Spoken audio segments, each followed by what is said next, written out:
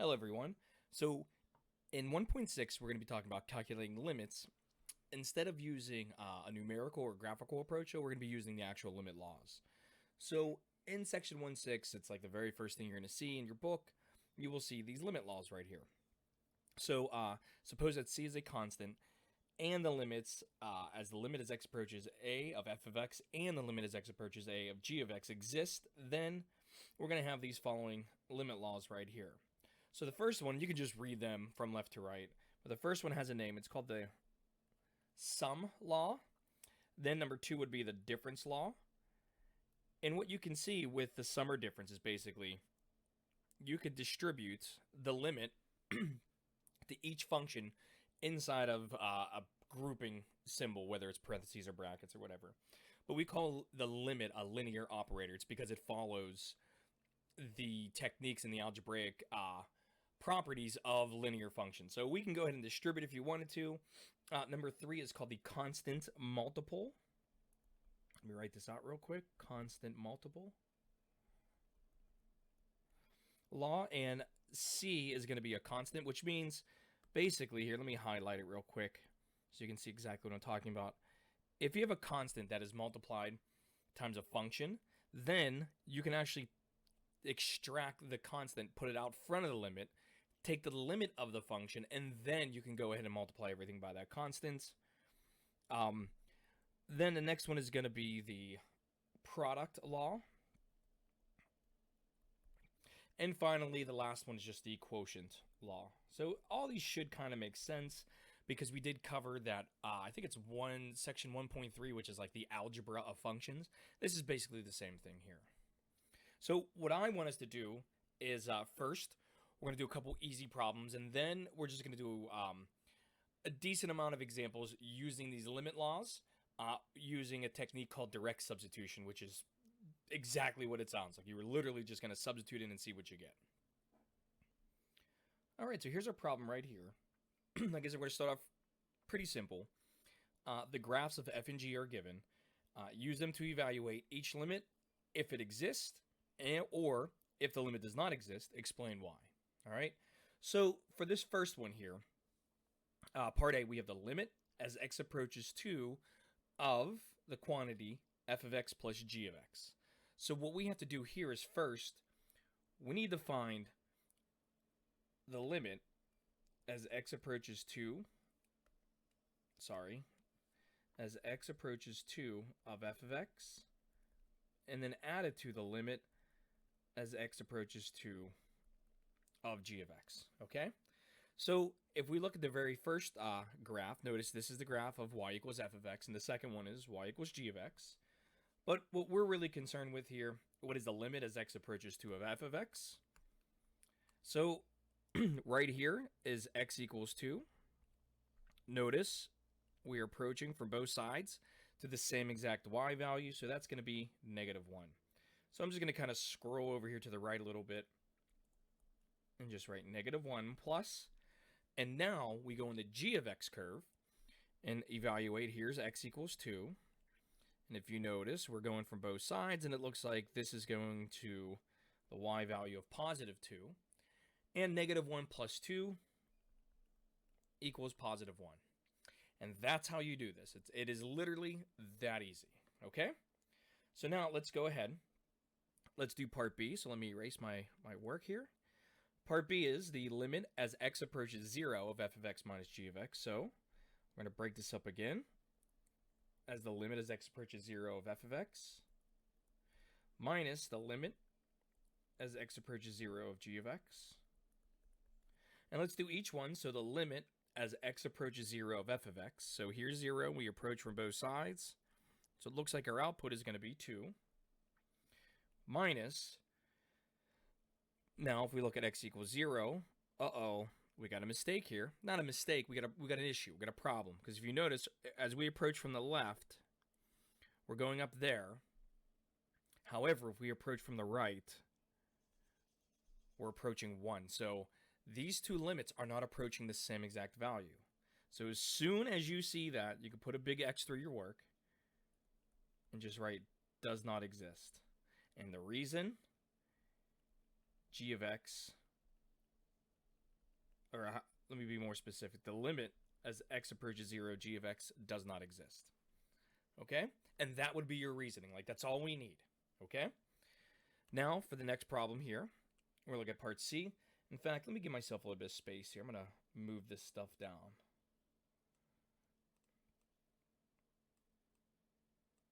All right, there we go. That looks a little bit nicer. So here, we're gonna just take our product rule. We're going to write the limit as x approaches negative 1 of f of x.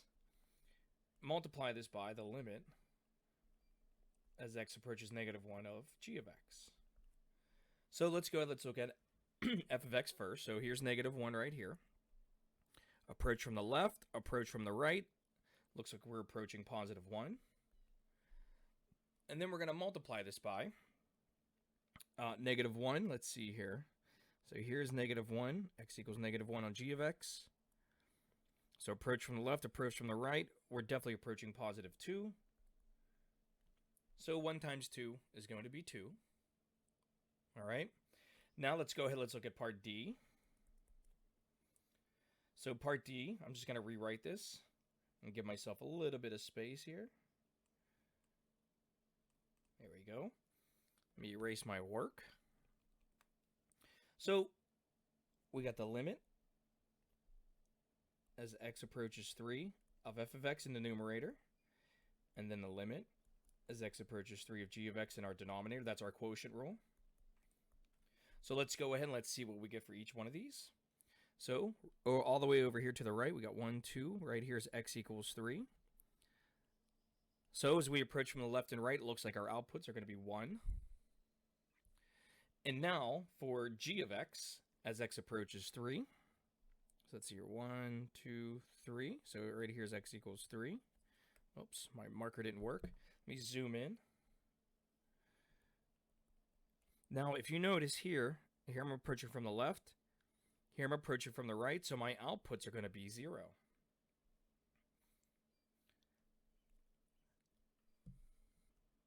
And we know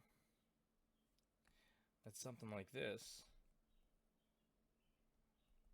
all right, is undefined. Can't have that, so there is no limit here. All right, now let's look at part E. Let me erase my work, sorry. Always forget to do that. So part E is actually easier than you think. We're just going to apply our product rule first. So we get the limit as x approaches 2 of x squared times the limit as x approaches 2 of f of x. Now, this kind of segues into what we're going to be doing here in a little bit, but we can use a technique called direct substitution. In other words, we can actually say, okay, let's substitute in the limit and see what happens. All right, so in this case, if you substitute x equals 2 in for x, we're going to get 2 squared, which is 4. And then the limit as x approaches 2 of f of x, well, that's going to be, let me go over here. So we got 2, x equals 2 right there. There's the left, there's the right, so we're approaching negative 1. So this looks like it's going to be equal to negative 4. And finally, f of 1 plus the limit as x approaches negative 1 of g of x. Okay? So first thing we're going to do is evaluate f of negative 1. So f of negative 1 is all the way up there. Okay? In fact, let me zoom in so you can see it. There it is right here. So here's x is negative 1, and it's defined right there. So that's going to be 1, 2, and 3. Okay, so let me zoom out again. So f of negative 1 equals 3 plus, now we want the limit as x approaches negative 1 of g of x. So there is negative 1 for g of x. Approach from the left, approach from the right, so we're good. We know it's defined, and it's going to be 2. And 3 plus 2 equals 5. Okay? Okay, so now the next set of problems we're going to be looking at deal with direct substitution. Now, for now, we are making one assumption. So, let me write out the word. One assumption.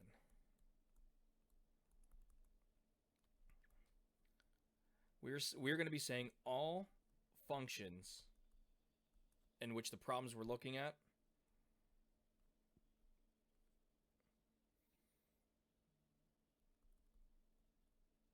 are continuous at x equals a. Now, the problem with this assumption is that not all limits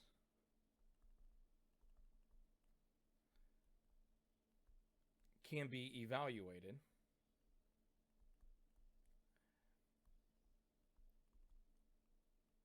by direct substitution. Okay? So what I'm going to do here for the first one is I'm just going to really do this the simplistic way using our property laws so you can see it, and then I'll do it the same exact way using direct substitution.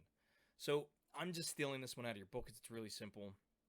But this is example 2. All right, out of your book. And it just says, evaluate the limit as x approaches 5 of 2x to the second minus 3x plus 4. So if we were to approach this using our limit laws, then what we would have to do here is distribute the limit. So we would get the limit as x approaches 5 of 2x squared plus the limit as x approaches 5 of negative 3x plus the limit as x approaches 5 of 4. And then we would make the direct substitution. So we'd get 2 times 5 to the second plus direct substitution again, negative 3 times 5, plus our constant rule is just a constant 4. And what you'd find is you'd get 39 as your output. Okay? So like this is using the limit laws and everything. However, we could have simplified this from the very start just by saying the limit as x approaches 5 of 2x squared minus 3x plus 4, and just say, okay, well, let's just make the direct substitution and let's see what happens. All right? In fact, I will be honest with you, when we are approaching limit problems, all right, your first, like, I guess, line of defense is to just use direct substitution and see what happens. Just see what happens. All right? Now, other times, it is not this easy. All right? So, for example, something like this. And we've seen this problem in a previous video. So it's going to be the limit as x approaches 3 of x to the second minus x minus 6 all over x minus 3. Now, if you remember, if I go back to Desmos here, here's the problem right here. And this was this situation where, you know, it looks like we have a value for x equals 3. All right, it looks like the limit is going to be equal to 5. But if you notice, if we were to evaluate 3, we'd get undefined. So what I'm really saying here is this. If we were to use direct substitution, you would get a 0 for your denominator. And we know we can't have that. So what we would have to do here is say, okay, well, is there something we could do? Now, we know the answer is going to equal 5. Visually, that's what this is saying right here. I know, I can see the limit right here. I approach from the left, I approach from the right, I'm going to get 5. So how do I get that? Well, this is where your algebra skills have to kick in. So, if we get the limit as x approaches 3 of, instead of x squared minus x minus 6, we're going to go ahead and factor this. We're going to get x minus 3 times x plus 2 all over the quantity x minus 3. And notice that when you do that, the x minus 3's reduce. I'll give myself some space here. Then you get the limit as x approaches 3 of x plus 2. And if you use direct substitution here, you get 3 plus 2, which equals 5. So all of our algebra is going to kick in when we evaluate limits using the limit laws. All right? So let me just go ahead and just do a handful of examples.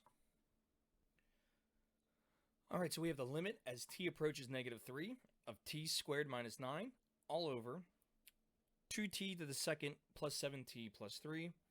So if we were to use direct substitution here, all right, we would fail. So what we have to do is go ahead and factor. So we get the limit as t approaches negative 3. And to factor this, you'd get t plus 3 times t minus 3 in the numerator, difference of squares.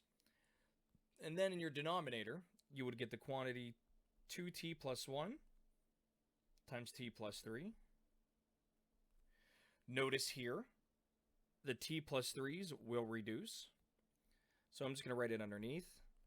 This is going to give us the limit as t approaches negative 3 of t minus 3 in the numerator,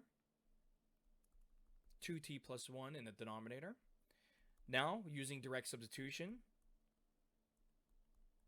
we're going to get negative 3 minus 3 over 2 times negative 3 plus 1, which gives us negative 6 over negative 5, which is, 6 over 5. And an easy way to check yourself just to make sure you're correct is just graph this, okay? Let's try another one here. Let's try to limit as h approaches 0 of the quantity negative 5 plus h squared.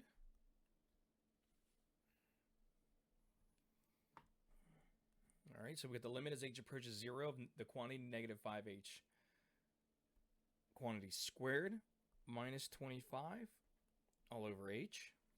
So from here, I think you can totally see direct substitution will yield a 0 in our denominator, all right, which is what we want to avoid. So what we're going to have to do is use some algebra here. So let's go ahead and let's expand the numerator. So the quantity negative 5 plus h quantity squared is going to give us 25 minus 10h plus h to the second minus 25 all over h.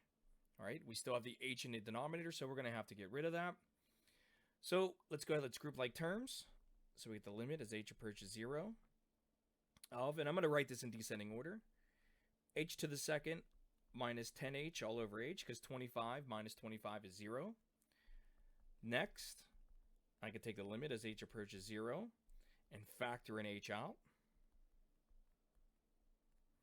All right, so that's going to give me h times the quantity h minus 10 all over h. The h is reduced, which is fantastic. Finally, we could say the limit as h approaches 0 of h minus 10 equals, with direct substitution, we get negative 10 as a result. All right, so these are just two examples that were really straightforward in terms of just factor algebra or expand algebra. Okay, the next one here that we're going to do requires us to do a little bit more, and we have to remember all those little things I remember from algebra. All right, so this next one here is going to be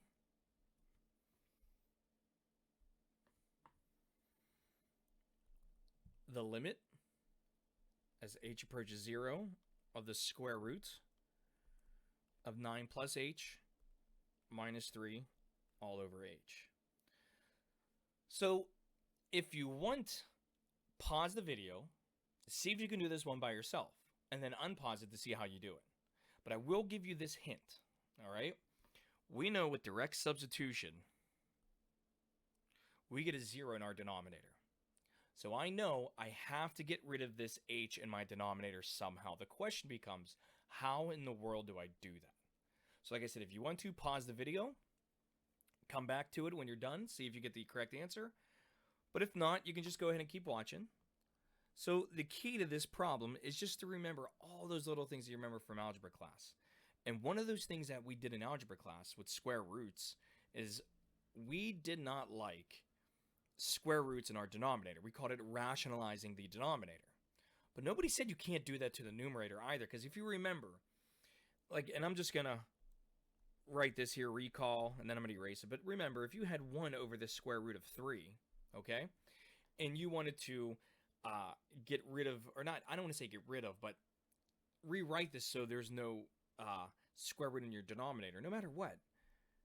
you would multiply by the square root of 3 over the square root of 3, which is just a really fancy way of writing the number 1. This is just the number 1.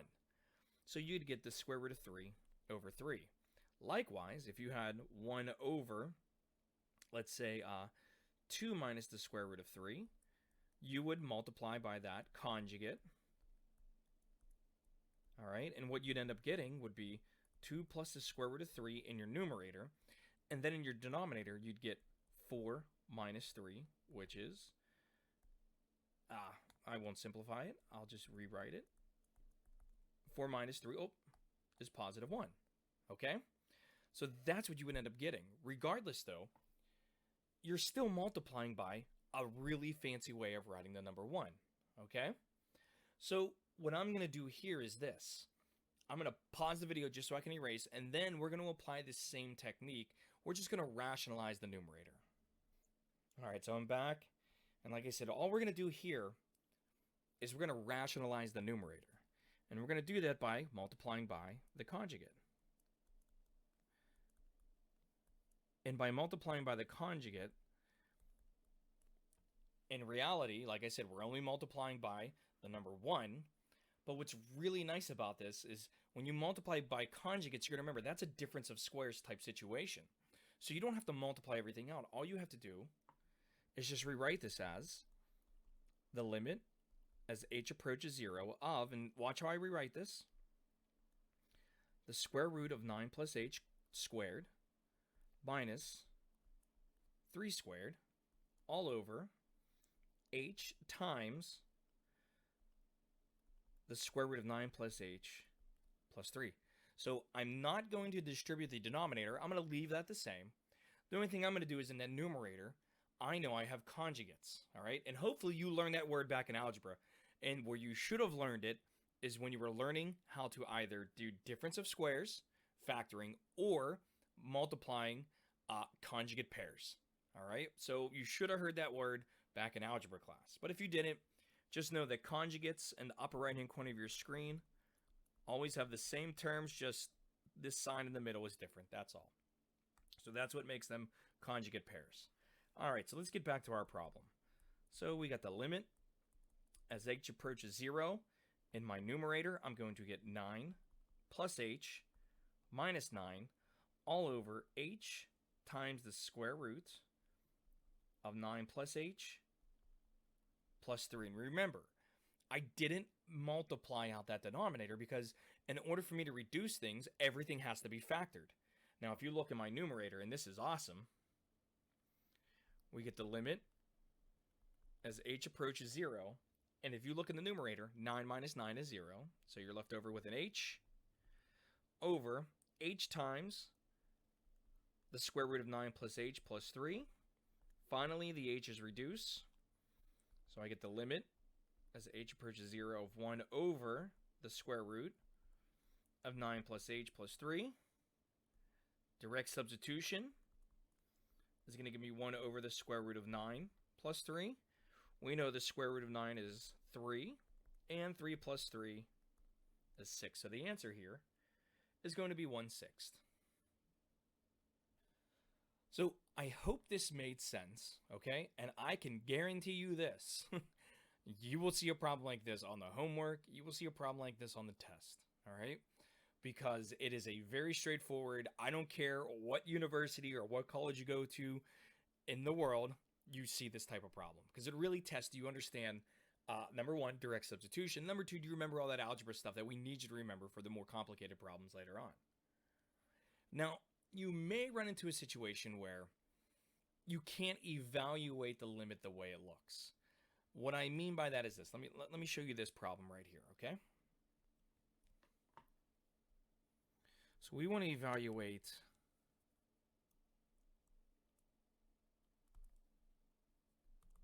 the limit as x approaches 0 of x squared times cosine of 1 over x. All right? Now, all the other problems that we've done, there was some sort of algebra thing that we could have done, whether it was factoring or just simple direct substitution, or rationalizing the numerator. I mean, it was something we can do algebraically. Here you have cosine of 1 over x. All right, and we know right from the very start, if you were to use direct substitution, you get something that's undefined. X cannot equal 0. So you get something that's undefined. All right? So because there's really no algebraic way to do this, we need to think of a more creative way to do this, okay? And what I want us to go back and I want us to think about, well, what do we know about like x squared and what do we know about cosine? All right? So we know x squared is a parabola. So I'm going to draw that over here to the right-hand side, all right? We know this is a parabola.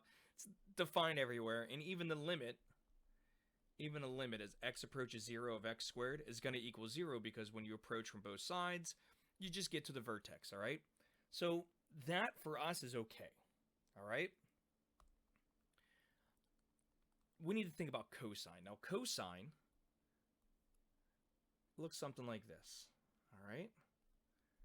So we know cosine is also defined like everywhere, all right? In fact, the range of cosine goes from -1 to +1, all right?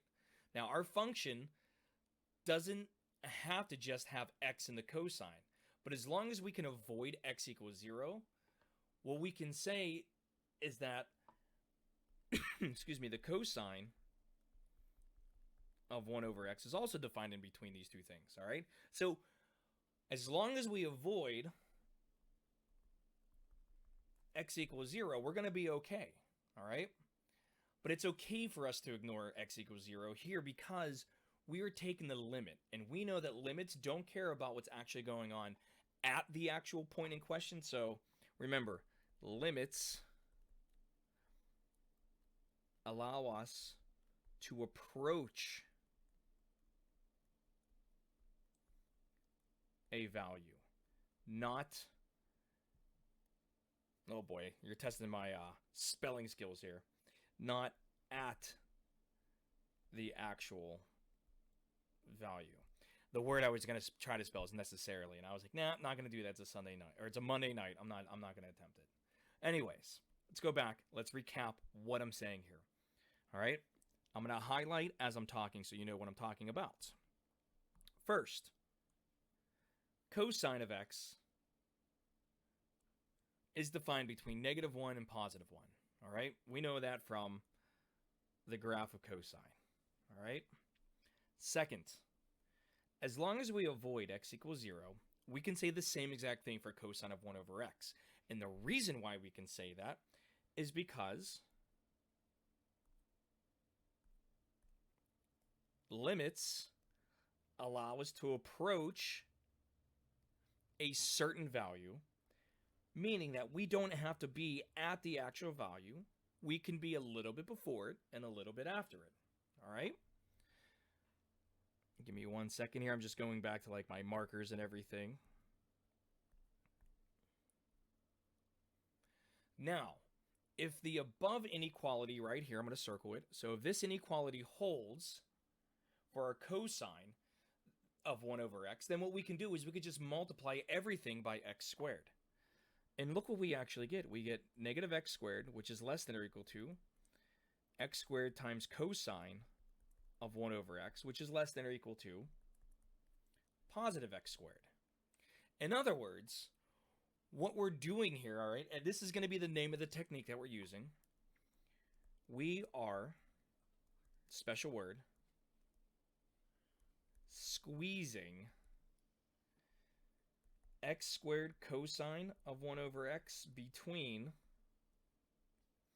-x squared and +x squared. Okay? Now, this is called the Squeeze Theorem. All right, and here's our goal. I'm not going to define what the Squeeze Theorem is yet. I'm going to give you the actual definition here in a second. All right, but I just want to go over what's happening here. All right, so what we're trying to do is we're going to try to squeeze x squared cosine 1 over x in between two other functions that we know are very easy to deal with. So the two other functions that we're talking about here is going to be the limit as x approaches 0 of x squared, and then the limit as x approaches 0 of negative x squared. Actually, you know what? Let me write these the other way around. I'll write it left to right. Limit as x approaches 0 of negative x squared, and limit as x approaches 0 of positive x squared. All right? So we know with direct substitution, the limit as x approaches 0 of negative x squared is just going to be 0. And we also know that the limit as x approaches 0 of positive x squared has to be 0 as well, which implies that if these two functions are less than and greater than the function that we're looking at, x squared cosine of 1 over x, then x squared, then the limit as x approaches 0 of x squared of cosine 1 over x has to equal 0 as well, because it's squeezing these functions on the outside of my interval. All right? So let me color code here. These functions on the outsides of my intervals here are squeezing x squared cosine of 1, or I'm sorry, x squared cosine of 1 over x together. All right? So how do we verify this? Well, let's go ahead and let's just graph this. All right? So remember, we said the limit as x approaches 0 of x squared cosine 1 over x is going to be 0. So here's what we're going to do first. Let's do negative x squared. All right. Looking good. Now we're going to do positive x squared. Looking even better. And I'm going to, before I do anything here, I just want to zoom in. Oops, sorry. Guess I can just... All right, so computer stopped recording again for some reason. I have no idea what it was. Anyways, here I have in green x squared, in blue negative x squared. I went ahead, typed in x squared cosine 1 over x, and we know, according to the Squeeze Theorem, since the negative x squared and x squared approach 0, then the middle, squeezing it together like a peanut butter and jelly sandwich, x squared cosine of 1 over x should also go to 0 as well. And watch what happens when I turn on this graph. And isn't that a beautiful thing? All right. So what I'm going to do here is just copy and paste this into our notes real fast. Actually, you know what? I'm not going to do that because I don't want this recording to go bad again. So I'm going to leave it at this. All right. So let's go back into our notes and let's actually write out the actual definition for the Squeeze Theorem. And you got a nice, good, clean example of what this actually looks like here. All right. So, like I said, let's go back into our notes. Please don't stop recording on me. All right. And that's awesome.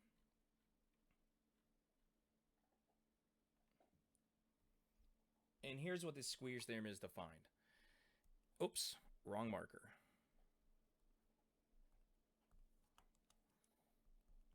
If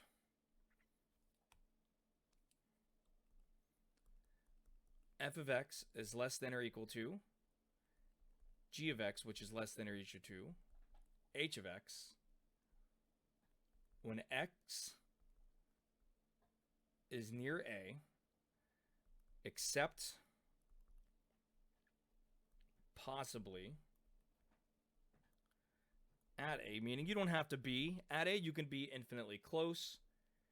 And here's the key to this. The limit as x approaches a of f of x equals the limit as x approaches a of h of x equals L. In other words, these two limits on the outside, think of them as like the bread of the sandwich.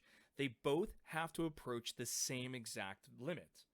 If that's the case, then by the Squeeze Theorem, which is, like I said, what we're defining, the limit of x approaches a of g of x must approach L as well. And if we go back into our picture right here, notice that in green, like I said, in green, the top part, that's x squared. As you approach 0, it approaches 0. In blue, that's negative x squared. As that approaches 0, it approaches 0 as well. Therefore, x squared cosine 1 over x has to approach 0 as well because it's squeezed in between these two outside functions. All right? So I hope this helped. I hope it made sense, and I will see you in the next video.